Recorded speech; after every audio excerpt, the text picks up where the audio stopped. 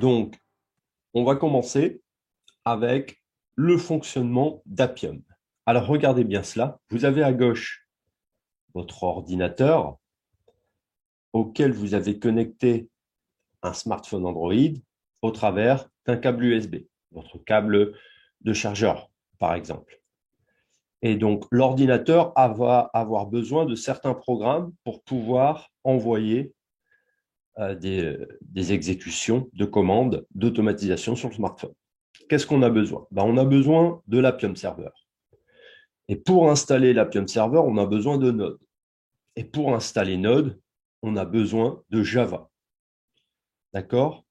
On va avoir bien entendu besoin du langage de programmation pour envoyer les commandes. Donc, on a Python qui s'installe, bien entendu, sur votre système d'exploitation, Windows, Mac, Linux. Python, il va falloir installer le module Appium. D'accord?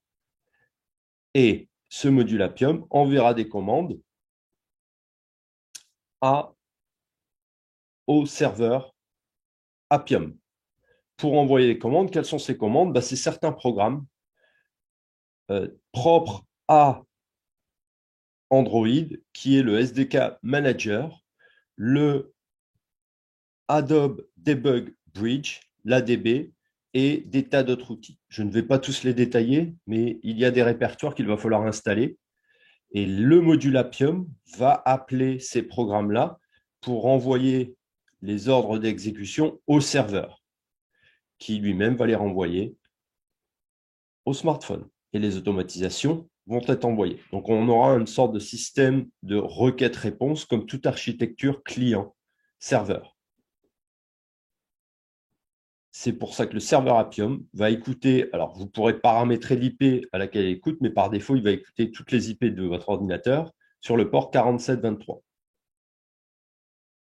Alors, regardons en détail. Donc, on a le serveur. Il va falloir allumer un serveur et ensuite envoyer des commandes. Sinon, ça ne marchera pas. Donc, tout d'abord, on a Python. On installe Appium. On développe le script. D'accord? Les lignes de commande, les lignes de code du module Appium de Python vont appeler les programmes que je vous ai expliqués. Un exemple, c'est adp.exe. Ces programmes-là, donc, un par un, bien entendu, pas tous en même temps, vont exécuter des commandes et ils vont les passer à Appium. C'est Appium qui va les passer à Android. Et Android, bien sûr, il y a c'est un système d'exploitation, hein, comme l'iOS. Et l'Android va recevoir ces commandes et va les exécuter sur le smartphone. Il y aura des réponses, bien entendu, qui vont être renvoyées. Donc, c'est pour ça que là, pour le moment, je vous ai expliqué le chemin, l'acheminement d'une requête. Maintenant, si on part en sens inverse, pour envoyer les réponses, savoir s'il y a eu des erreurs, etc., tout revient en sens inverse. Et Python, donc, va vous afficher les messages d'erreur si ceux-là ont provoqué des erreurs. Pardon.